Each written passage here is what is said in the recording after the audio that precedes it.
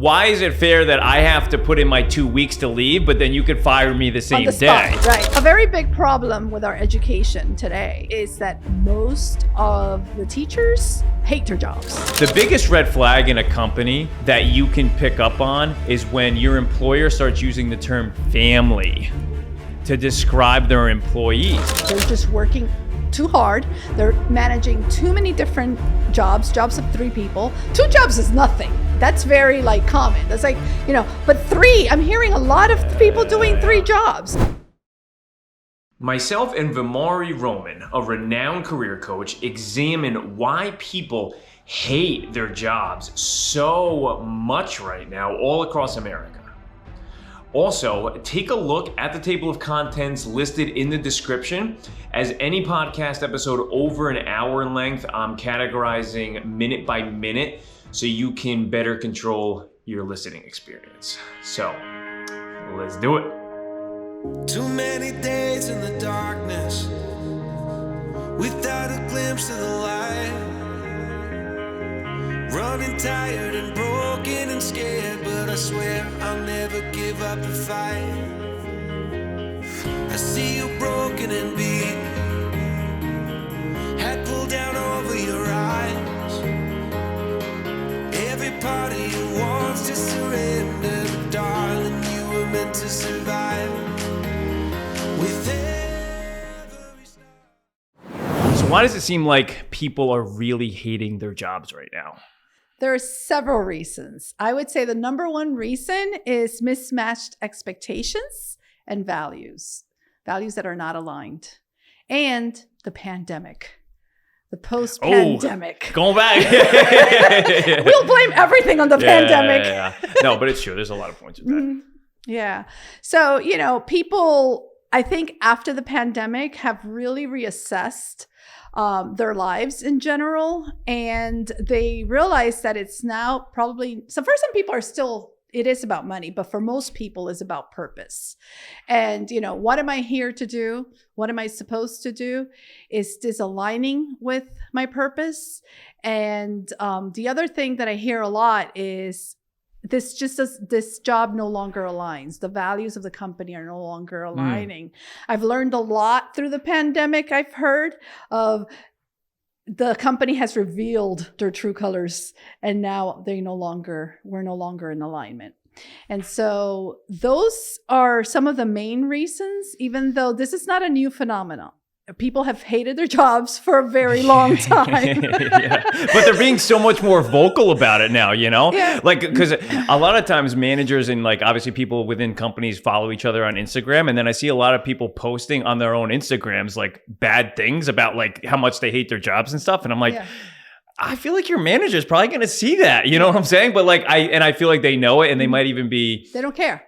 And sometimes I think they might be indirectly trying to tell them other things like that, So it is, people are becoming way more vocal about it, which I feel like we're about to hit this peak. I feel like we've also obviously, the quiet quitting, these little trends in here though that have always been going on. Right. It's not like in the 50s and 60s, no one was just sitting at the desk trying to get a check and not really, be there. But right now I feel like it's no longer the people that have been at companies for 15, 20 years that are feeling like that. It's people that have been there a year, 2 years, the people, the fresh blood, the people that should have all of this energy that are now starting jobs. Almost, I want to say almost dead. They're not the ones looking for work. They're almost looking around going, does this place really fit me? I could pick up my bags and leave, So, and I like what you said, mismatch expectations, yes. I think you said. And I think that's why you're seeing it with the people that are just getting started in their careers or getting started at the job. It's because they're not asking the right questions at the very beginning. They're being interviewed, but they're not taking the time to interview the company to really find out or do the research or look into more of the values and what the company stands for. And so then they figure it out once they're there, and they're like, wait a minute, this is not what I expected. Well, did you ask the right questions? This reminds me of my last podcast I did about dating and on first dates, because it kind of seems like the same thing. Yeah, it is. mismatch expectations up front, then you get into it, then you realize it's not what you thought, and then you break up and you move on to the next, repeat the same mistake. Yeah. And I think people just have their tolerance levels are just shorter. And what do you think in your experience, people, when they go on that job interview, what typically people are looking for today?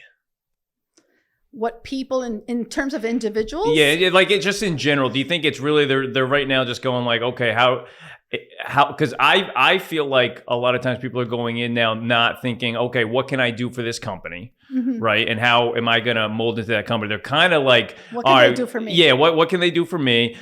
How does this benefit me? I'm already aligning like my life, or I'm putting this job into my life now and kind of like working out the kinks in my head and whatnot, rather than like, where's my place in this company, you know? Right. So it's true. I think lifestyle is the biggest thing. People didn't really think, like people in my generation, I'm 47. So in that generation, we didn't really think about lifestyle. We just thought about money. Is it paying the right thing? Is it going to move me up in the right direction? I think nowadays, not just in the younger generations, but just across the board, people are like, okay, what is the lifestyle that I want to have? And how is this job going to fit into that lifestyle? And when I say lifestyle, it's not just money. It's, working from home, being able to be off on the weekends, have holidays off, unlimited PTO, extra vacation days. Those are the things that people are really looking for. And that's really what's important. And then you've got the money, you've got the title. So people are still wanting to be recognized for their work. But ultimately, I think what we're seeing is a shift in lifestyle.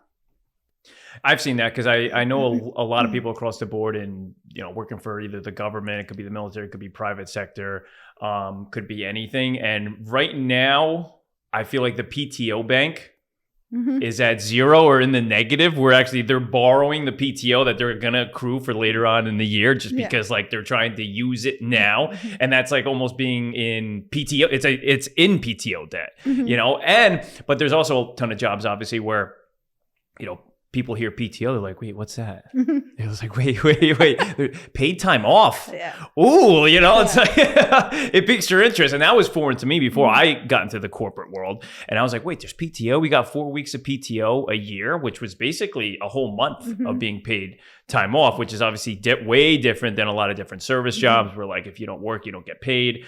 And I feel like also a lot of people don't know a lot of these things until you actually like get into the job, But I can say that, the lifestyle, I think, is what people are really looking for in a job, which I think is just meshing and just designed for failure when you're looking for a new job. And the main thing you're thinking about is your lifestyle, because you're typically there to work and they're there to pay you. That's kind of like, the exchange. The X's and that's the simple exchange. That's the X's and O's, and the lifestyle, like, I don't want to say like put it second to sound bad, but like by putting it first, it's almost like it's just not going to work over the course of time, or you might just stretch yourself and, see how far you can push your patience and your tolerance until you end up wanting to jump ship and, and it's tough. And obviously everyone's geared right now for the work remote.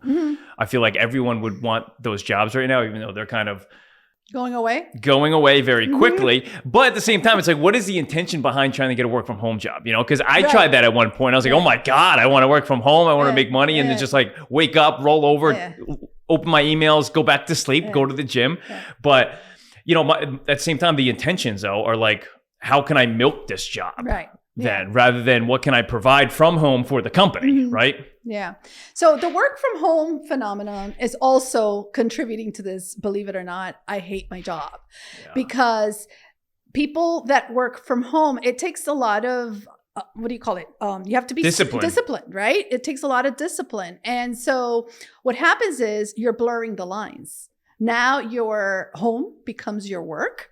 And it's so easy to, we're connected all the time with our phones and our computers, and people, especially high achievers, it's hard for them to put that down and separate and have those boundaries. And so they're thinking, oh, great, I'm working from home. I have all this freedom. I can put in my laundry, go for a walk in the middle of the day. Then that doesn't happen. That might happen at the very beginning, but then it doesn't happen. And then if they don't create these boundaries, they're going to burn out. So that's one reason why someone may be hating their jobs. And so it's not necessarily the job's fault that you're in that position. Is the fact that you haven't created the boundaries and that you're not looking at your work integration life balance. Right. So I always say there's no such thing as work-life balance, but there's that life integration. So how do you integrate your life and your work and have that balance somewhat so that it's a healthy balance for you and you're not burning out from it? Well, the work-life balance too, I feel like a lot of times people and companies will be the first ones to say like, oh yeah, we want to have that balance. We know you have a life. And as soon as they're saying that, I'm like, I know where you're going with this, because I feel like when people try to make that like a budget they make with their expenses, work life, okay, I work X amount of hours. Like, I feel like work needs to be viewed as your life, like actually part of your life, because it really is, because you end up spending anywhere between 8 to 9 hours actually at work, not including the commute. And most people's commute is anywhere between 20 minutes to an hour, maybe more one way. So now you're at 10, 11 hours. And then by the time realistically you get home, and I know it's especially from the second you wake up to when you go to work, you're thinking about work. That's why you feel so miserable, right?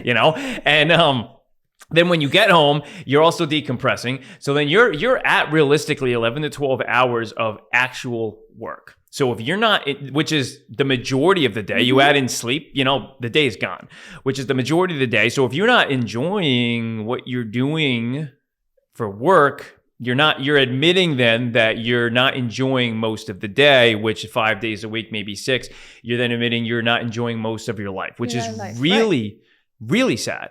It really is sad. And I mean, I've been there myself. I know a ton of people that are there. I feel like the majority of people are there. I feel like anytime I call a customer service line, I obviously hear it in the voice that it's there as well. And it's like that's like a point of like trying to do this podcast as well, because I was like, I feel like this is such an underlying issue that then drives people going home unhappy, less patience with their family members. They want to spend like on luxurious, overspending, increased divorce rates. Like it's all tied in, So what I tell my clients, all related. It's all related. That's health issues too, because I saw a video the other day. It said basically like the disease doesn't just start as the disease. It starts with going to bed late, eating crappy, sleeping crappy, having crappy relationships, and then all that toxicity that develops in your body turns into diseases, and then that's when it happens. So like you want to start by being healthy, you got to start way in the underlying areas. Sorry. Yeah, no, it's so true, which is why I always advocate for life integration. I tell people work is part of our lives. So if you're going to spend most of your time at work, you might as well do something that brings you purpose, that brings you joy. The fear is for most people is, am I ever going to find that? Right. And so that starts like everything else at a young age. Right. And it's because we're forced at the age of 17 or maybe 16, 15 to start thinking about what am I going to do when I grow up? What am I going to go to college for? So now kids are preparing. They have their parents' pressure. A lot of the times it's their parents' wishes and dreams that are forced into these individuals. Now they're going to school for something that they really have no passion or interest in. They have no idea about. Now they have a degree. And so where focus goes, energy flows. So if you're not, so into it or passionate about the work that you're going to be doing, you're not going to put that energy into when looking for work. It's not going to come across in an interview. So now they're saying, oh, I can't find a job and I just graduated and I have this degree, right? But where's the passion, Where's, what are you contributing? Yeah. And so, I mean, there's so many ways. You tell me which way you want to go with this conversation.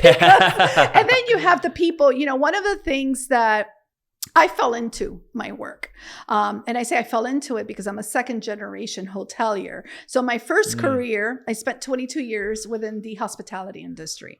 My father was a general manager for hotels, and from the time I was a little girl, I was folding napkins and learning how to do things in hospitality. And then at 15, I started working at my dad's last hotel at the front desk. And so I was really, really good at service and, have a service heart. So hospitality came really, really natural to me. And initially I wanted to study psychology. And it's funny how things come around, because I didn't study psychology, but I continue with my hospitality and I grew in the industry. But I always asked myself, what else is out there? There must be something else out there for me. Now, I wasn't miserable because I really enjoyed it. But that's good then. At least you weren't, I enjoyed it. What I found is that, and this is where I'm tying it now to the work that I'm doing, is every 3 years, I needed to have some type of change, right? And it's just because I got bored. I really, So you're 3 years. I'm about like 13, 14 months. Yeah. Yeah, everybody has. But the average after studying it is about 3 years. It makes sense. Because the first year, you're excited. You're learning the job. The second year, you're flowing. So now the third year is just like, okay, what's next? What's going on next, right? So for me, every 3 years, I was able to find that movement. And so that's what it took to me 22 years to finally say, okay, now I've outgrown this industry. I've outgrown my career, right? But some people spend 22 years hating their jobs. I know. And I'll never forget, and my mom's probably, if she listens to this, she's going to kill me. But, I'm going to use her as an example. My parents will watch this. All they hear is the cursing and stuff like that. And they're like, Daniel, did you really have to say the F word like that? Did your mother F in this? And I was like, I'm sorry. Yeah. So my mom worked for Miami-Dade County for the criminal courts for a long time. Yeah. She just retired from it. And all, I heard especially after I moved from New York I lived with her for about a year before I moved out on my own. And all I heard from her and her coworkers, which were her best friends, were they hate their jobs. And all they did was gossip about the people that were at the job and the this and that. And I remember I was still such a symptom of hating your job too, when you're getting in the workplace drama. Yeah, absolutely. So there was so much drama. That's all they would talk about. It was like no one was good enough. They go home, tell their husband. Yeah. So, I would hear this, and I remember I was still in hospitality. I would say, I don't ever want to be in that position. Yeah. I don't want to ever be in a position where I hate my job.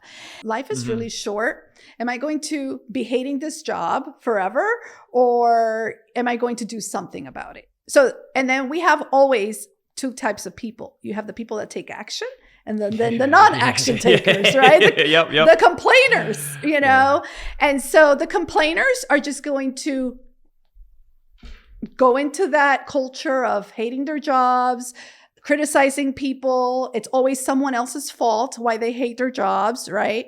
They're not communicating well. And then you have the action people that say, okay, well, this is not for me anymore. I recognize that this is not for me. What's next? Yeah. Well, I think too, also, the delay in marriage and having kids as well and staying in a career longer also drives a little bit of that too, because I feel like when people have kids, at the end of the day, work comparison to the kids, there is just bigger fish to fry, and your time is so valuable where you're like, oh my God, no, I'm getting out of work. I have to do, and people start comparing their job problems with their kid problems, and it's not even close, obviously, So I feel like now with a lot of people more entering like late 20s, early 30s, mid 30s, late 30s, or early 40s who are working in the corporate sector, without family and relationships and kids. I feel like there's there's obviously way more of a major focus on the job, what's going on with the job, where am I in my job, and they're lining up their 6-month, 3-year plan, and I feel like it's consuming obviously way more of their life, and when it does that, I feel like it's obviously your stress isn't going to be spread out. It's going to be tunneled into just your job rather than spread with kids, family, work, and the house obviously too, and the apartment. And when when I was growing up, I felt like my parents, obviously a little bit of chatter with job after work, but then after that, it was more so like, kids got to go to practice, go to a job, we take care of the house. Like it was more of a spread focus, which now, I feel like a lot of people, delaying things. I mean, myself included too. I mean, I'm a single guy, working guy. That's and obviously most of your life is consumed with just what you have going on. So I feel like a little bit of more focus on the work now with people with the delay of kids and family kind of plays a little bit of a role in that. But I also want to get your thoughts on your story too. With you've been 22 years, you said, right? Do you did you find yourself as the job hopper, or did you find yourself as like that one company person and trying to move up that same ladder? Because when we were talking about that 3-year, I'm on something new. Yeah. Me reflecting on my own corporate experience and work experience, I think of it so much differently than I first thought of it when I first started. Because when I first started working, I was like, okay, I'm going to grow in this company. I'm really, you start seeing the positions open that you're like trying to align where you're going. But now looking back, if I could go back, I would be a 6-monther. I would start, get my feet in, increase some leverage, to where you become valuable to that company, to where like what you say or what you ask for is taken seriously. And then once I'm in 6 months, I'd start putting out resumes all over the place. And I want to get your thoughts on what you did in yours. So I wouldn't do that. I wouldn't job hop now. I don't recommend it. Really? It depends. There's always that. It depends. It depends, yeah. Because I'm like, if I could go back, I'd be that corporate slut where I'd be like, I'd start at one company and then within 3, 4 months, 6 months, I'm like, no. There's a strategy to everything, right? So it really depends on the strategy. So in my case, I was not a job hopper. Right. So company hopper. I'm sorry. I continued to grow and I had such a success because I was being strategic and I knew that I didn't want to stay in one place. Right. So growth was always a focus for me. So in 22 years, I think it was only about 5 companies that I worked in. Oh, really? Yeah. That's not bad. That is really good, especially for today, 5 companies. Yeah. Because I can tell you I had a story. I put in, it's probably the worst, the worst like deed, I would say. Yeah, I did, where it's especially talking about being like a job slut. I slutted out, I put in my 2 weeks to one job, went to a different job. 3 days later, went back to my old job, said, hey, I'll come back in a new role, blah, blah, blah. And they accepted me. So I went to the new job I just started, told them I'm done, went back to the old job. A week later, that job I just went back to, put in my 2 weeks again, and went to a new job. This was all in a month. Wow. And then, so I was basically spending like almost like a month just doing training, because of all these new jobs. So I'm curious, what made you do that? Opportunity, trying to grow, just being, sick of being in the same spot, same money, and just really trying to, and I would say really having the craving so much of growth that you're just willing to drop bodies. You know what I'm saying? You're like, I don't care what people think of me anymore. Right. I really don't. For once, I'm going to do what I want to do. I want to grow. And I will grow no matter how many bodies I have to drop. Okay. It's going to happen. Yeah. Because, and that's not who I was my whole career. That's a like 0.01% of who I was. But, you spend, at that time, probably 7, 8 years of working full time after school. Mm-hmm. And at that point, of being loyal to companies and just not seeing any reciprocation of that, it really it stings. It stings, and you kind of carry it around. Resentment is very heavy. And when you carry it around long enough, you realize how much ammo you have. You know what I'm saying? And all it takes is just that one little, shot to fire you off, and you just, you don't take your eye out of the scope. You just don't, until you reached really what you really, really, really want, which I did. I did, but and that's why I say, like, if I could go back, I mean, I would do that from the start, because then, I mean, in that 1 month time, I really went from kind of struggling to what I really wanted in just 1 month. And that's only just because I put my foot on the gas, refused no, and pushed through everything. So when I listen to you, what I hear is that you were aligning your values and your goals with your career, right? And so until you found that place that aligned, then you hopped, right? So that's why I say it really just depends on what you're set to do, right? And so if you're purpose driven, you want to align your values and your goals with your career, you're given the opportunity during those 3 months, first 3 months. In your case, it was a couple of weeks, but the first 3 months. It was so uncomfortable. I have to say too, it was the most uncomfortable thing ever, because I hate, having those conversations. Right. Those like, hey, I'm leaving, and then starting, and then interviewing with a new place, selling them. And I hate when, because I would hate for somebody to do to me where, like, you are speaking with somebody in an interview, you're selling them on you, and then they buy in, they hire you, they invest in you, and then right around the corner you go and say, but I can say there was not one time where I lied, where I was like, hey, I'm looking for this and I'm really not,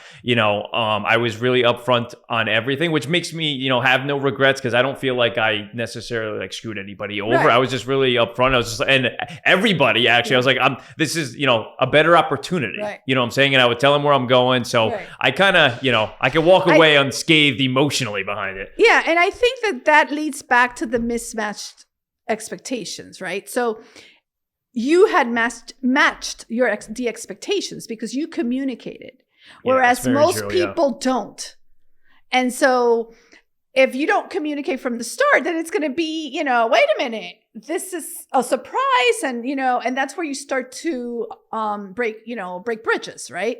And you don't want to do that. So it's really about knowing how to play your cards right, and communicating. And utilizing your leverage too, appropriately too, because you don't want to over, know. Yeah. So, I wished my last opportunity, and I can't say that I wish, because there was a very good reason why I had to stay in that hotel for a year.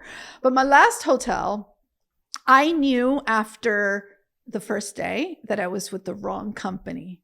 The wrong culture. It was literally the first couple of hours that I stepped into that hotel. But my pride and... You were the person who's like, I'm going to change this. Well, I didn't say I was going to change it, but I said, I'm going to do what I said I was going to do, which is improve their group business and improve their revenues. What you came in to do. What I came to do. I'm going to do that, and I'm going to leave, right? I don't have to love the culture. Yeah. I didn't have to. Now, I think that step helped me to do what I'm doing today, because if I did go in there with the intention that would be my last hotel. I just didn't think it was going to be a year. I thought it was going to be like a 3-year. It was an international company, global company. So I said, well, maybe I'll move to Europe. I was considering moving to Europe, and then I could transfer with them. And so I figured maybe 3 to 5 years would be I would retire from the hospitality industry and then do something new. But if someone else didn't have that thought process, they didn't want to retire from the industry, they were planning on staying another 10, 15 years, my advice today to them would be, if they had the same experience that I had that first day, it would be, quit. There's no reason why you have to stay after realizing that it's not a good fit on the first day. Right. So because we really don't know, during an interview, the company's putting their best foot forward. You're putting your best foot forward. And it's like you said in dating, right? If you're not asking the right questions, then, you're both putting your best foot forward and you don't know the reality of anything until you get there. So that's why many companies offer the first 3 months as, your probation period. They have the right to, terminate you. Pretty much for them, but and they don't communicate it to you, vice versa. It's funny you say it too, because it's kind of like the because I've thought about this. I was like, why is it fair that I have to put in my 2 weeks to leave, but then you could fire me the same day, right? Right. And obviously there's things that obviously why, but then there's also the fairness of where I've thought about that. I'm like, it's a little not so balanced. No, and it isn't. But in life, not a lot is balanced, right? So, but understanding that 3, and this is where I when I speak to my clients through coaching them, is to realize that those 3 months are also for you to realize whether or not this is a good fit. Yeah, it's very true. And so that 3 months, yes, they're saying that it's, for them, but it's really for you too. So if someone gets into a job and you have that feeling from the first day, like I did that day, it's probably not going to get better. So it's keeping your doors open, continuing to interview. And then while you're there to see things might get better, but most of the time they don't. And so there's nothing bad about quitting a job after you start and you see that it's not the right culture, it's not the right fit for you. Now we can avoid that or try to avoid it with asking the right questions during the interview. Again, sometimes they're just showing you their best, they've got their gown on and they're, their best. They're like dressed up for you, right? And you don't see the reality until after. But there are some questions you could ask that will, just do your due diligence. And if you have to hop, you hop. There's nothing wrong with that. Now, at the time that I went through that situation, I thought there was something wrong with that. I'm like, oh, there's no way. I did too at first. That's why I never did, really. It'll look horrible on my resume. That was my first thought. It's going to look horrible on my resume if I quit, right? And in reality, no, because you can explain it, and sometimes you do leave them out of your resume. Sometimes you don't. It just really depends, right? Yeah. It depends on, every situation is different. I just say that if ultimately every single human from the moment that they're born, and they can think they ask themselves this question: why am I here? What am I here to do? And your work is part of that process. Your career is part of that purpose, because we spend so much time.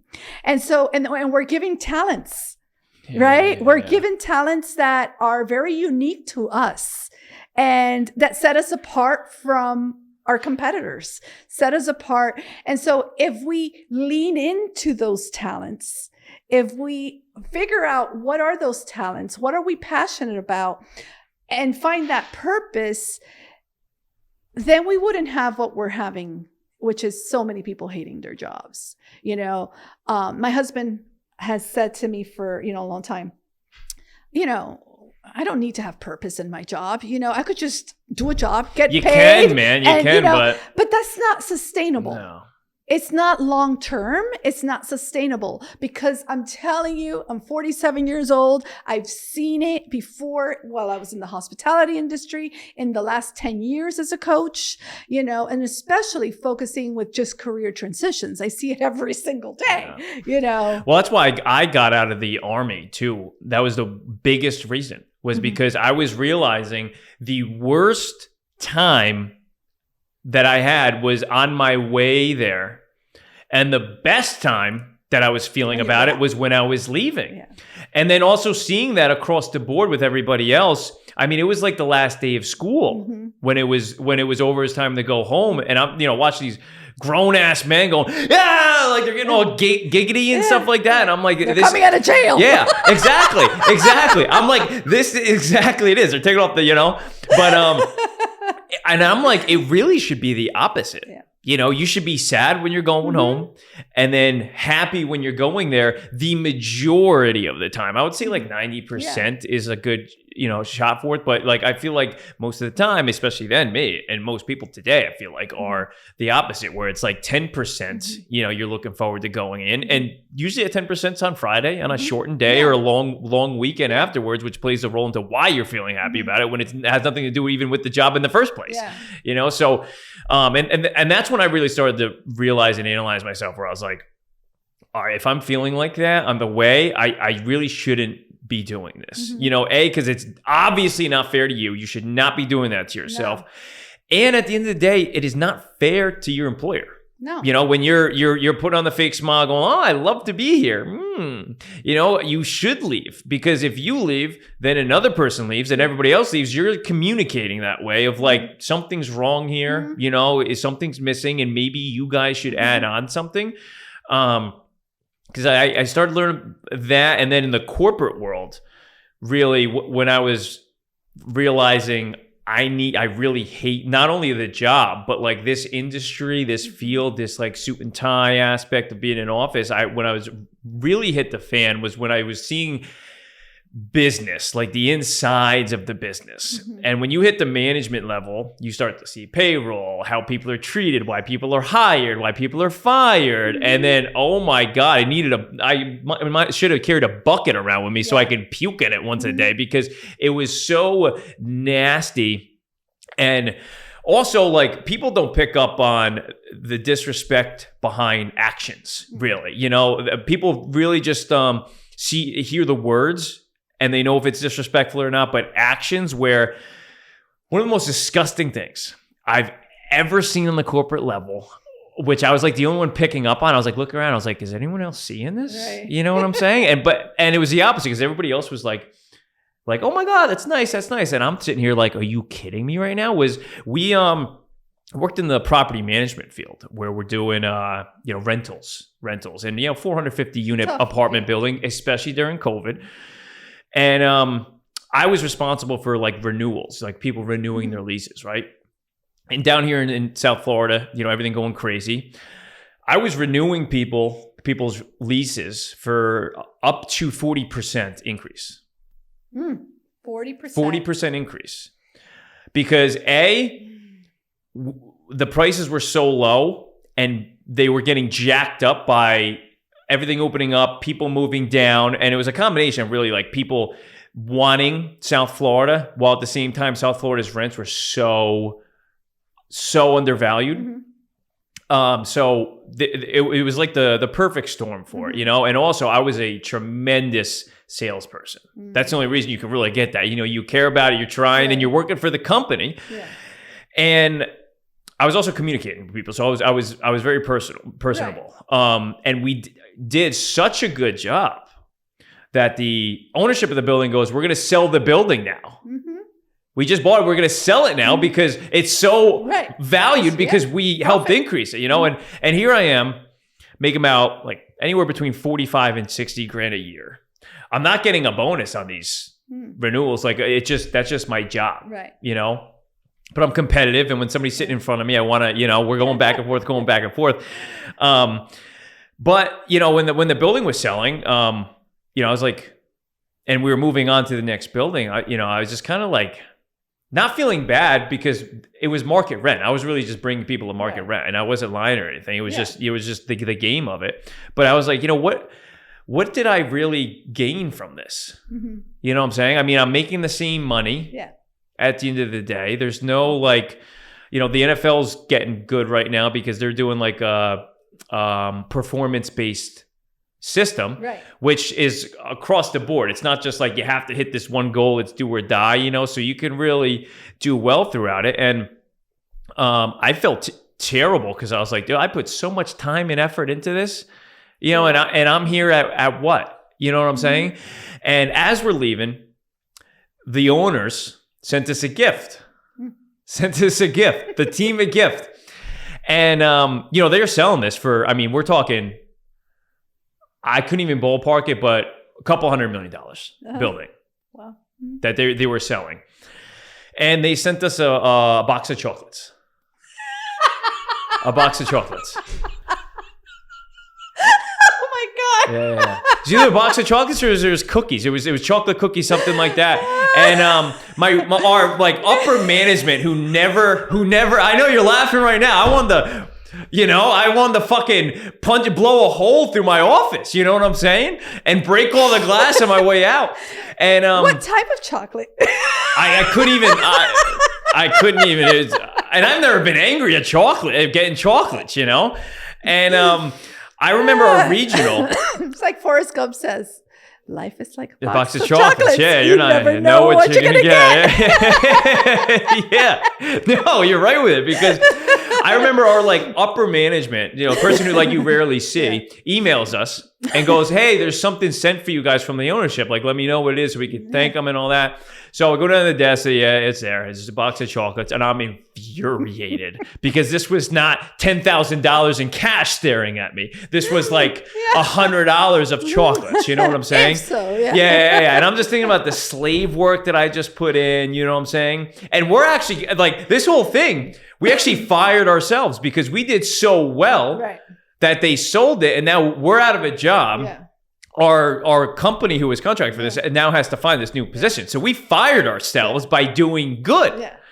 And, and I'm just like, holy shit. And now the person who said they sent you something now puts us all in an email and says, and to this person playing the game and goes, "Thank you so much. Like that was such an amazing gift, blah, blah, blah." Cause they want to sustain the relationship. And here I am like pounding my laptop on my desk. Like, you've got to be kidding me with this, And I was like, this is corporate, like, this is moral fraud. This is moral fraud is what I thought. And it just, that bugged me. And, that was obviously one of many things in the corporate field that you see, but one other thing in that was boiling was going on rant time, right? Rant time. I'm like, oh, let's get it out. Yeah, I got the punching bags on. Who wants it? But I feel like everyone throughout the every social institution of the world can kind of relate with this right now because I've seen this trend, which is and I think the biggest red flag in a company that you can pick up on is when your employer starts using the term family to describe their employees. Because what they're really trying to do is make you feel important while at the same time not providing anything of importance to you.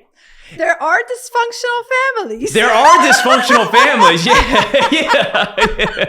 They're not telling you. This is true. But I was like, see, it's all about the expectations. Yeah, it is.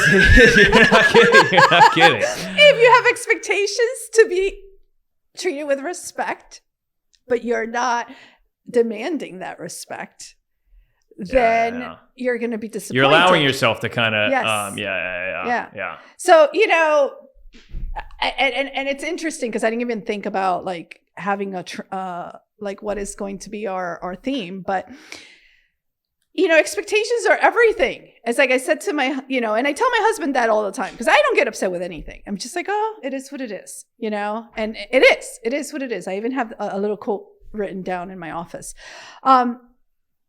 Because when we have expectations, chances are that we're going to be disappointed. We're not allowing surprise. Yeah. Right. And so, and at the same time, we need to set our expectations if we are going to, if we are growth driven, if we are wanting anything, set your expectations, be clear about them, communicate them. You can't just have expectations without communicating your expectations because then it's going to happen. Yeah, when you look back, it's nice if you look back on anything that's failed in your life and you go, well, what was my expectation? Start there. It's really easy and quick to see where things went wrong. Like, I went into the ocean not thinking I'd get wet. You know what I'm saying? It's like, okay, Yeah, absolutely.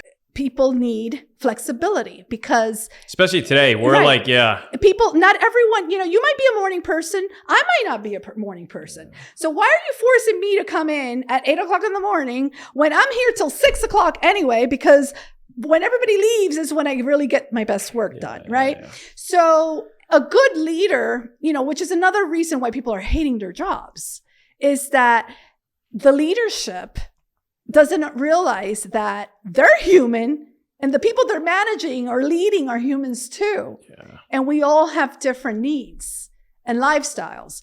So that contributes to the I hate my job too. It's the leadership not having that flexibility, not that understanding, corporate being so rigid. Oh, you have to be, and people have to be, get their big pants on, because by 2026, they're saying CEOs are saying they want everybody back in the office.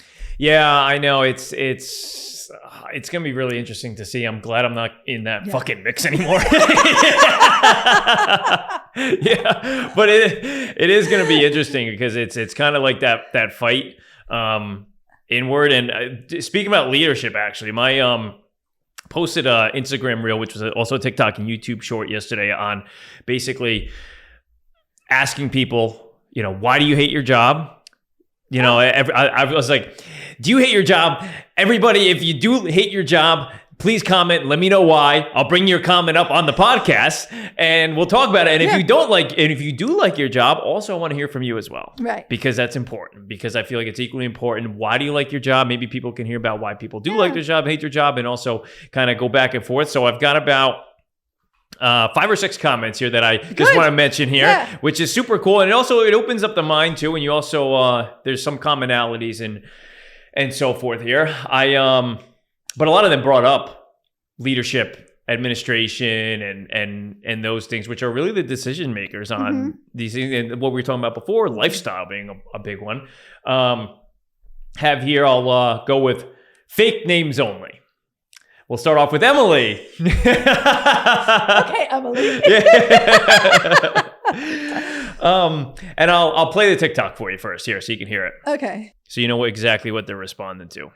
Do you hate your job? I feel like most Americans do. And it's almost like weird when somebody does like their job. It's like, wait, why? Is it because something's too much work? They're not getting paid enough? They don't feel like they're getting paid enough? They don't like their coworkers? Do they just not enjoy what they do? And I'm recording this podcast called Why Do People Hate Their Jobs? Why do people hate their jobs? So leave a comment or DM me and letting me know some reason so I can bring this up on the podcast. And if you do like your job, leave a comment or send a DM as well telling me why you like your job so then we can understand why you like your job. People are so unhappy with what they do every single day because what you do every single day literally takes up the majority of your life. It's about 8 to 10 hours a day, at least 5 days a week. And if you're not liking what you do, then you are actually unhappy most of your life. And that is such a huge problem, especially in America right now. So a big topic I'm talking about on the podcast this week. So tell me why.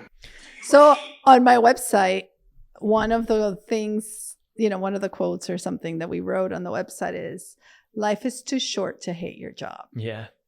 That actually might caught my eye. I was like, I need her on the podcast. That was probably it. It is. It's too short. It is way too short, man. It is way too short. Yeah. To go off it, we have Emily here. She responded to the video saying, I don't get paid enough to be bullied by teenagers, and all the work I do for work outside of contract hours. And basically what she's talking about is in the education field, teacher-ish, coach. And so getting bullied by teenagers, I think, obviously there's, so she's speaking of the children. Yeah, speaking of the kids, okay. which is a commonality because a lot of times, even in business, people complain about the customers being too, overly aggressive. So, and the teenagers are just customers. So that is an entirely new podcast. Yeah, it is. Because a very big problem with our education today is that most of the teachers hate their jobs. Hate it right now. I was at an event where it was like a teacher celebration or something, like a retirement party a couple months ago. And it was funny because all the teachers were 45 plus, 50 plus, except one woman who was 26. And both my parents were teachers, so I fluctuated with them greatly. And I was like, oh, hey, both my parents are teachers. They're like, oh my God, public schools again. And I teachers, they're drinking. They're drinking. I was going to say that. But what is this? a sign of drinking is that you're running away from Yeah, something. yeah. And I've And been avoidance, there. yeah. I'm not judging anyone, but that is, It is. so true. It is. Yeah. You want to find some outlet, you know. A lot of times people think, oh, well, here's tricks to avoid drinking more. It's like, no, you should probably just get rid of some of these problems first and then it'll go away. But Right. they're drinking. I mean, lawyers drink. I don't know if you put every single occupation out of the bar, I think lawyers could outdrink the cops. Yeah. They could, well, maybe not the cops, Lawyers? but they could outdrink the teachers. I don't know who can outdrink more. Teachers, cops, lawyers. Who else are we missing here? Attorneys hate their jobs. They really hate their jobs, really man. hate it. It's funny because they're very proud of the title, but then they're like, But they hate it. There's so many. Yeah. If you look at transitions, they're on their 12th martini in an hour. if you look at the amount of people that go to law school, and you look at the people that are actually practicing law, you'll be surprised. It's a big difference Yeah. because it's not what they thought it was. And there's a big transition. Actually, there's a friend of mine who transitioned she went to law school. She was an attorney, transitioned. And she said, you should focus on attorneys because attorneys hate their jobs. You should. They do. They hate their So jobs. if you're an attorney and you hate your job, Well, and they're so good at covering it up too. They're the best ones at covering up. Yeah. Actually, I think, who could take the cake with drinking is military people. I think they could outdrink everybody to the point where people are literally, they're past the vomiting stage, they're actually dead, and the military people are still talking normal. That's how much they hate their jobs. And any occupation, go with drink for drink. I think lawyers could stay with them a little bit, but the military people would kill them on the shots. Lawyers, they love the martinis, but military people would go shot for shot. It's over. Yeah. Teachers second, though. I mean, because I feel what Emily's saying here. All the work I do outside of contract hours, meaning before work and after work, very common trend, especially in education. Teachers spending their own money on supplies and then also not feeling appreciated for spending their own money. It's kind of like an expectation. But here's the thing. Life is about choices. Emily's got a choice. She can leave and not be a teacher anymore. This is true. She doesn't have to spend those extra hours, and she doesn't have to be bullied by teenagers. She is choosing to do so because she's fearful of what's out there for her. That's a good point. So I'm sorry, but I don't, I can understand how Emily feels. But you would tell her, but I would if you're tell unhappy, her, take an action. Whenever you're unhappy, take an action. Yeah. That's tough love, and I love that. Yeah. It is. If you're working outside of contract hours, boundaries. Yeah. Who's forcing you? Yeah. Because you have leverage. You do. And people don't realize the leverage they have. Yeah. They do not. When you really grind it out and really do a deep dive into what you offer, use the leverage. The worst thing in the world, like the saying, it's so sad when, talent goes wasted. Leverage. When you have it, it is expirable. It will expire. You need to use it. Yes. No, I tell all my clients, know your worth. Exactly. Leverage. Leverage. And that's why even before, like if you're in a job 6 months, it could be 2 months. If you see that you have leverage, use it. Yes. Use it. Because it's the worst thing when, now you need to leave or have to leave, and now you don't have that same leverage. Well, people, so many people I hear, I have consultations all the time. I have this guy who wants to move forward, and he's at a company he loves, and when he lit up about what he does. And I said, well, have you told them that this is what you want to do at your company? Like, why are you having to leave your company? Why can't you just go to them? And if they're valuing you as an employee, maybe they'll give you that opportunity. Yeah. Maybe they'll create that opportunity. Leverage the work that you're doing now and ask for that opportunity. When I started in sales, when I went to that GM, they didn't have a sales position available. They created a position for me. Now I had an interview for it. Other people interviewed for it. And I was the best candidate. Yeah. But they created that position. Yeah. Right? So leveraging and knowing your expertise, knowing what the value that you bring is so important.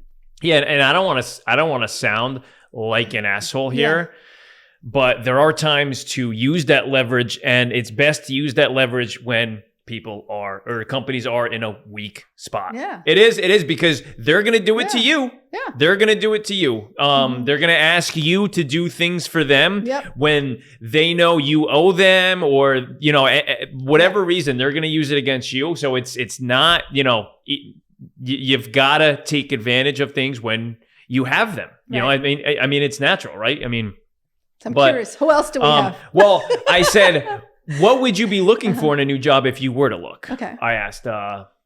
fake name Emily. Yeah. She said, probably a job that is less stressful and compensates properly, or a SADM. SAHDM is the acronym. You ever hear of that? SAHDM. DM. No, I don't know. It doesn't come to mind. Stay at home dog mom. I got you on that one. She really should say that, though. Yeah. I love it. I haven't heard that one before. That's a good one, Emily. I told her, I was like, you know, I'm going to bring this on the podcast, right? I love it. No. I want to be that. I know, right? Okay. So those are good. And then we'll go over to the next one. Okay, so I don't mean to pick on Emily. Yeah. Emily's in need of purpose. Big time. Yeah. So, you know, because she can't answer. And so when you're in that position, all you could think of is getting fight or flight. I just want to get out. And then they just think about, I just want to be on a beach, you know, or doing nothing. They do. And I always say, that'll be nice for a week. Yeah, exactly. You know? Yeah. So she needs to take action quick.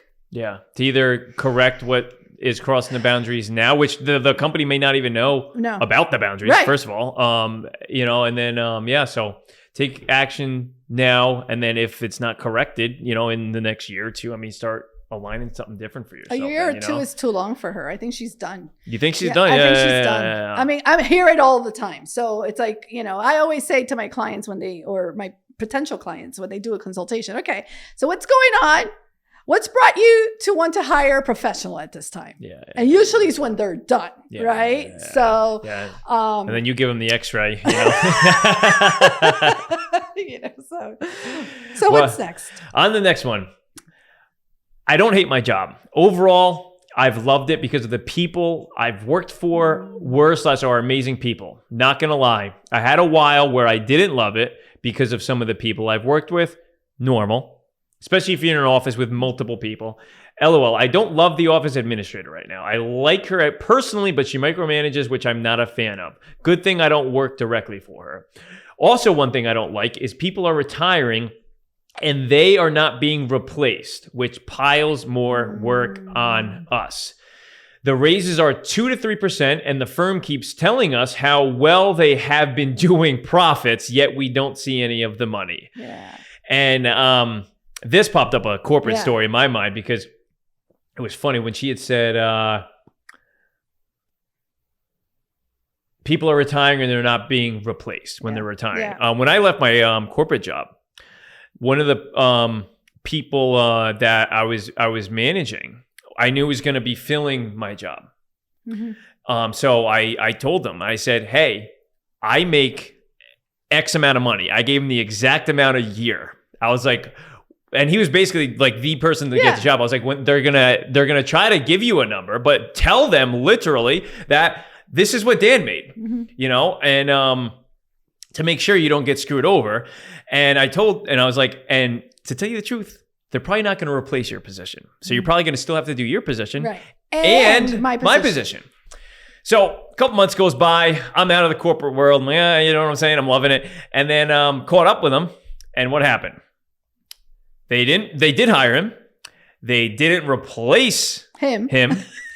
And I didn't think he was actually going to do this. But when they were giving him his salary, they lowballed the shit out of it, right? And then he said, well, no, I think the position is more like at this number. Yeah. And they said, no, it's not in the budget, blah, blah, blah. And then he said to them, no, Dan actually made this amount of money. And he actually told me to tell you this just in case when this would happen. And he said that to their face. And how'd it go? no, he they No? they hardballed them and said, well, we're only paying this amount. So not only did they subtract his payroll from his current position, so they saved probably like 45 grand a year. Yeah. Then also another probably 8 to 10 grand off of, So this is a trend, Dan, is a trend now, especially after the pandemic. They're doing it. A lot of companies are doing it. They're not replacing, they didn't bring back everybody, right? So after the pandemic, they brought back essential employees. They brought back people that really can excel. One of the things that a challenge that I don't work with a lot of people that are just starting in their careers. Most of the people I work with are mid to senior level, but I every so often have a telephone call with people that are just starting, and they're saying, how am I supposed to get experience if they're not giving me the opportunity for experience? Yeah, it's the typical out of college, especially too. What's happened is, especially after the pandemic, people that are, which is another thing with like ageism. Ageism is true, and it happens, right? And that's when people are too old to get hired. However, the pandemic changed that a little bit because they rather hire experienced people and not have to train them and give them a ton of work. And see how long they can truck. Right. Rather than hiring someone who's inexperienced and then they have to get trained, or they're younger. That younger generation just says, no, I'm not going to do that. That's not part of my job. That is all over the place right now, because I've known that back in the corporate world, the younger generation was like, no, I'm not. Like there was like an event after work, and they're like, I'm not going to that. I'm not going to that. Yeah. And it's like it takes the older managers aback, because it's like, wait, what do you mean? Because like there wasn't even a consideration. I was like, no, I work till 6, and and they're like, we're giving you 3.5 months in advance, and they're like, all right, no, So there's all of that going on. And so that's another trend. Definitely. People are they're burnt out. They're just working too hard. They're managing too many different jobs of 3 people. 2 jobs is nothing. That's very like common. That's like, but 3, I'm hearing a lot of people doing 3 jobs, right? So a lot of companies are doing that. I feel for, and it all comes back to your boundaries, and, you could choose to stay, you could choose to go. So it sounds like for the most part, she's good and solid. Probably been there a couple of years too, it sounds like. She sounds like she's happy. One of the things she mentioned, we'll name her Carla. Carla is a lot of what she said was people. Right. So I'm happy with the leadership. I'm happy with this person I don't like too much, but I don't have, thank God that I don't have to work under her. So that goes back to the conversation we were having about how important the leadership is, and not only the leadership, but the culture of the company. Right. Yeah. And the people you work with are really important. So really important. They're really more than the important. job almost too. I can resonate when she says the raises are 2 to 3%, and the firm keeps telling us they keep doing good in profits, because I was there. I mean, we're getting a 3% raise, but yet, I mean, they're bragging about the profits, and then that's why I favor job jumping, because you wait a whole year to get 3%, when if you job hop, you get 10%. And then you compound, maybe let's not go that high, compound 5 to 6% job hopping each year in comparison to 3%. No, you definitely can make more money. And I tell that to a lot of my clients. You can make more money if you're job hopping. However, that also comes to a time where it's got to be strategic, right? So, and just like I tell my clients that been at a job for 2 or 3 years, I said, if you like where you are, the minimum I would recommend that you leave that job for is $20,000. So because you're not getting that every year percentage, right? Yeah. So that extra. So if they're not giving you $20,000 more than what you're making now, then it's not worth a jump. Right? Because you never know. It's like that grass is always greener on the other side of the fence. You're not sure. But you're not sure. So that's the number I like to use is 20,000 if you're going to, move. But yeah, no one's really, it's rare that a company's giving more than 2 to 3%. And it's unfair, especially if they're, I don't know where she's located, but Miami is ridiculous, and certain cities, inflation, it's ridiculous. Companies should definitely, but at the same time, they're having to pay a lot more for other things too. So, they are. The one thing, I mean, I know someone that actually, and this is infuriating, and I've seen this actually through different companies, is the same job being posted as current employees being posted that's actually at a higher pay rate than they're making. And they're going, whoa. Mm-hmm. I'm doing that same job, and you're going to hire, you didn't want to give it to me, and then you're putting this out there and it's a higher pay. And it's like, whoa, wait a second. Like I started especially even if it's at the same, it's insulting at the same. Somebody works 3 years at a 3% raise.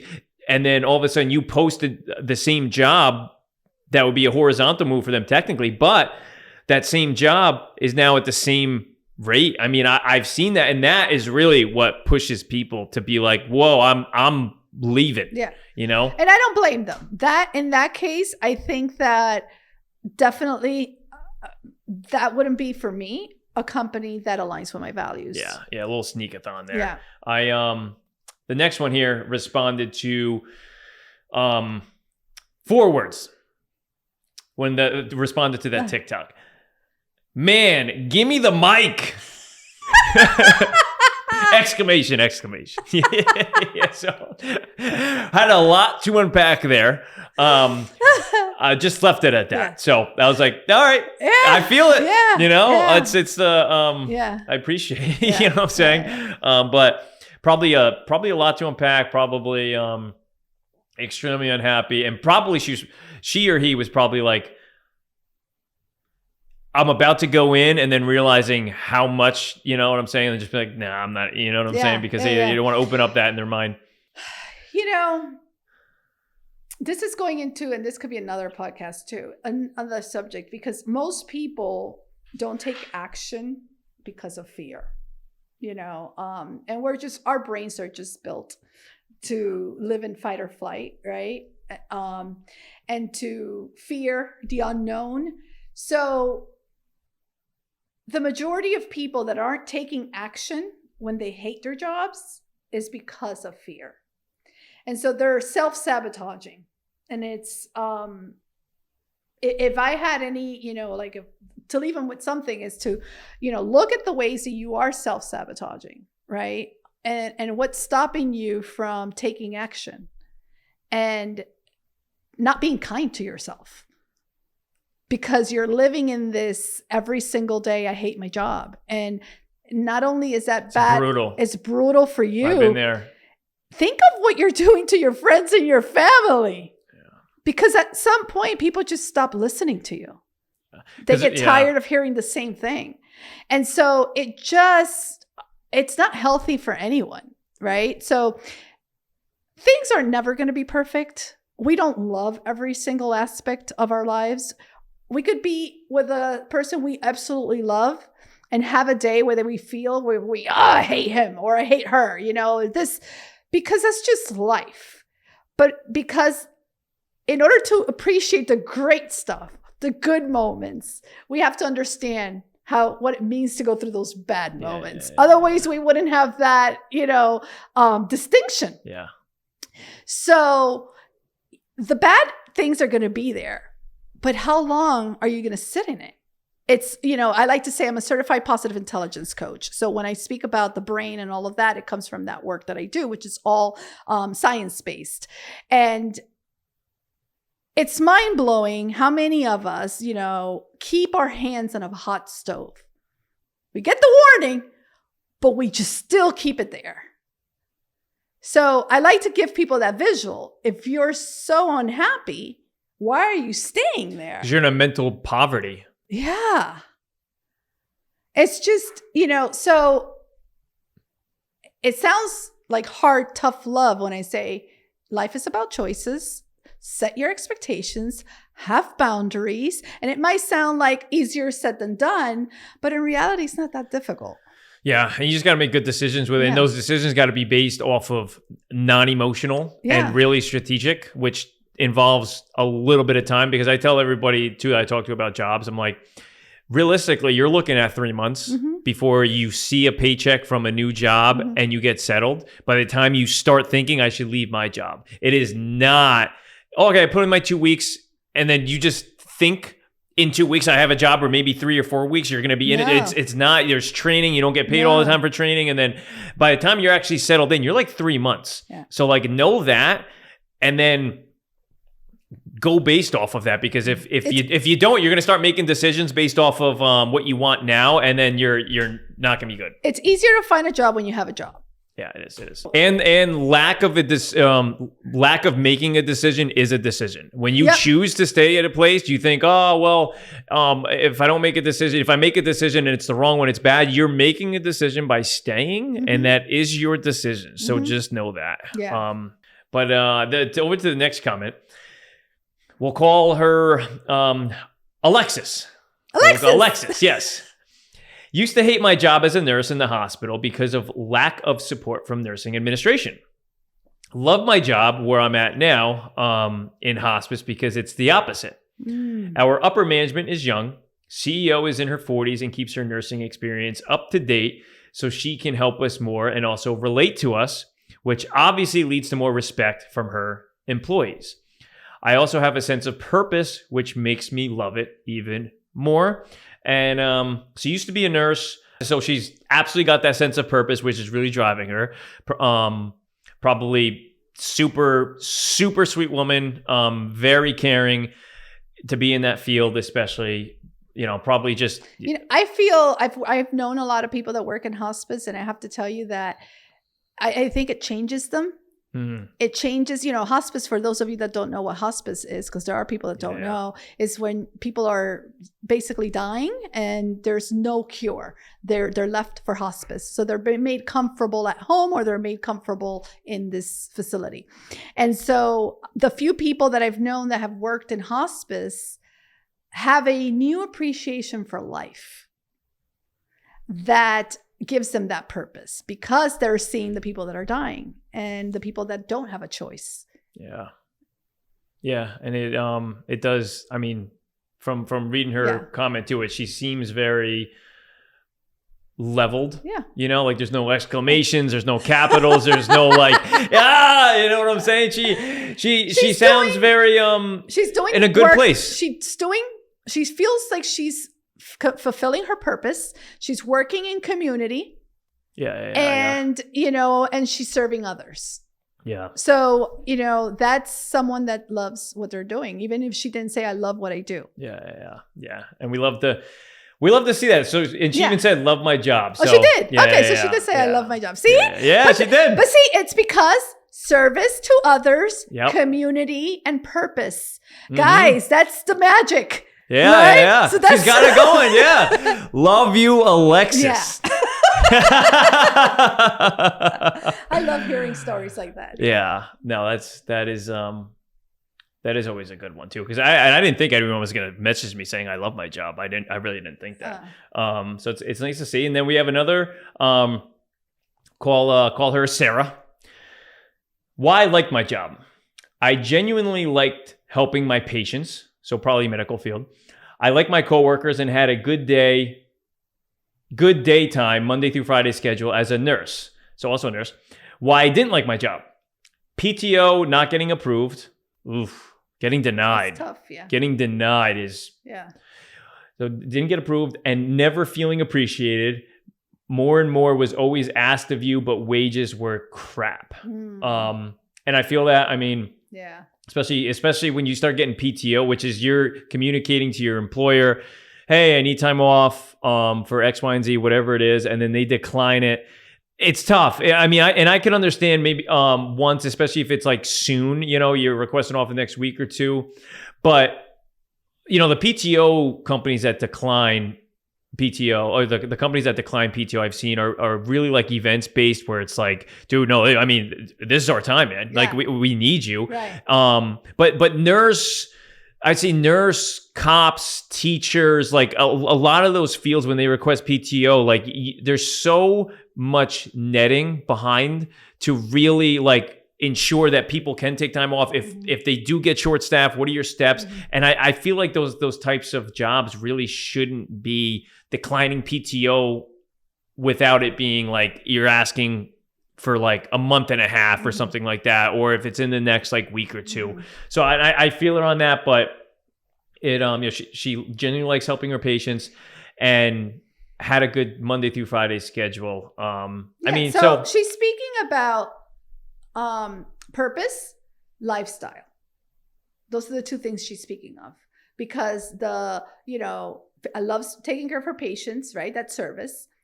Monday through Friday, that's her lifestyle. So those are the things that are most important to people. Yeah. Yeah, it makes sense. We were talking about that probably a good majority of the episode so far, and I have this is a comment from Ron, right on the post, not a DM.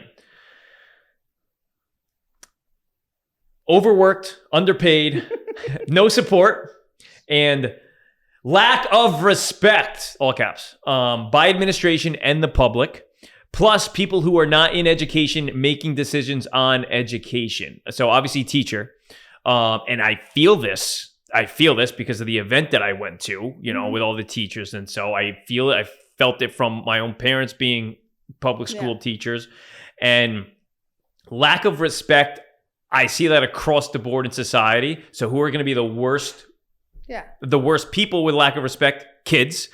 And Emily, before we were talking about, also kind of resented that. And lack of respect by administration and the public. I feel that. And I see lack of respect all over the place. And I even see it like it affecting front desk people, cashiers, where one of the my pet peeves I've developed in the last year, you're in line at some place and somebody goes up next to you rather than behind you. Right. You know what I'm saying? And like a front desk person, that's got to drive them crazy. I'm online. It's driving me crazy. Like the line is never in the history of lines have they been horizontal. They're fucking vertical. They're fucking vertical. It is behind one after another. This whole side shit is so selfish, inherently selfish. You know what I'm saying? And so his comment of lack of respect, I feel that. The underpaid, I feel that, especially, you're as a teacher, you're basically, what you're going to be making 30 years from now. Yeah. You know what I'm saying? It's a 3% compound, and it at best. But you don't teach because of the money. You don't become a teacher because of the money. If you become a teacher because of the money, then it's just you're the first person in your generation, your family that's going to college and become a teacher or whatever. If you're doing it for the money, right? Yeah. You become a teacher because that's in you.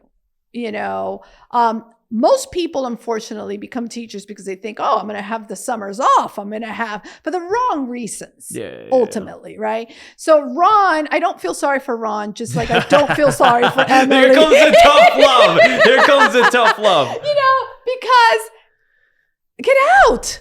Yeah. I mean, you sound like you hate it. So if you truly hate it, if it's so bad, go find something else. There are, go talk to someone that can help you. There are career coaches out there. I'm not trying to plug myself, but there are, you could get help. You don't need to life is too short to hate your job. Well, the one thing about Ron's response, which I knew somebody who was a cop years ago who was in the same boat, which I felt bad because I was like, it's kind of like the decision where it's really a tough one, especially people coming from a private sector, myself included. It's tough to understand that the public sector, when it comes to like the mid to end level of your career, where I've had cops, I've heard from teachers too, where that famous, they sound like an inmate in jail. Mm-hmm. I only got 7 years left, and it's like you hate it, right? And it's like the obvious thing is like get out, the retirement aspect. I have a friend of mine, may she rest in peace, who was who loved what she did. So it had nothing to do with hating her job. But she loved what she did and was really good at it and very highly respected. And she retired and about a week later passed away. And I share that because life is too short to hate your job. Because retirement could be 7 years away, but you don't know what's going to happen in a year. You don't know what's going to happen today. You could get hit by a car. So many things can happen. So that decision is also based on fear. It is. You know, and it not being strategic, lack of being strategic. So just if you're concerned about that retirement, what can you do now to keep some of that retirement or to, I don't know, just, talk to your financial advisor, like just, take action. But if you're waiting for 7 years, you might not get 7 years. Yeah. Worst thing in the world too would be then dying while you're still hating your job. You know what I'm saying? I mean, I saw this one meme went viral. It said like, if I ever die, at least make it in the morning so I didn't go to work that day. You know what I'm saying? Terrible. Like, it is a terrible thing, but it is true. It's like, if you imagine going to work all day and then that's your last one before you die. But no, I mean, it is a good point to where it almost brings up the Gary Vee talks where it's like, it's never too late to really like, make a decision. It's never too late. You think, okay, because I hear it with cops all the time too. I only got 13 years. I got 10 years left. Military people too. And I'm like, oh my, like it hurts my soul because it sounds like an inmate that is in jail, has only X amount of years till freedom. And and that is time, and it's valuable time too, because especially if you're talking before retirement, they're still your good years. Yeah, they're the best years you're of your using life. them being miserable. You know what I'm saying? I'm like, shit. You're delaying your gratification. Yeah. You're delaying your happiness, your joy. I don't get it. It's okay. It's not okay to be egotistic. It's not okay to be selfish, right? We need to live in community. We need to love others. We need to serve. However, it's okay for you to want the best for yourself. It is okay for you to say, I choose to not be abused anymore. Yeah. I choose not to abuse myself anymore. I choose to be, treated with respect. Yeah. And it's giving is receiving. So you give respect, you expect respect, right? Mm-hmm. Tough love. So if I'm Ron right now and I just told you this, what would you say is your steps to walk me through for the next for my next 6 months? Yeah. Because teacher, then what is it? It's April, so the school year ends in a month and a half. Yeah. So it's important to understand what is it that you hate so much, right? Like, why are you being disrespected? Why is it this? Because the other thing is that if you don't do the internal work, the work on in your mind and your heart, it might not be the job. You might be jumping ship, and then you're bringing your same self to that new scenario. Nothing's going to change. Because if you haven't. So that's the first thing. And that's why I was so passionate about implementing the positive intelligence into my work, because it's important for me to know, is this person self-sabotaging? Is that inner critic so strong? That's a really good point. And because it could be, it may not be the job. It may be you and your approach to life and your approach to what's going on. Because sometimes when we hate our jobs, it's just like if we, are having if everything's connected, like we said. So if you're in a bad relationship, you're going to bring that hate and that negativity into other areas of your life. If you have a bad job, you're going to say, or you hate your job, you're going to bring that negativity in other areas of your life too. But sometimes it's like they say, where you have the pain is not really where your issue is. it could be you have the pain, you're feeling the pain on the right side, but it's really the left side that is messed up, right? So it's first trying to diagnose where that's coming from. And then let's say it could be somebody that's yes, okay, they're okay. It's the job. It's definitely that. The next step would be, okay, well, what do you really want to do? What would bring you joy?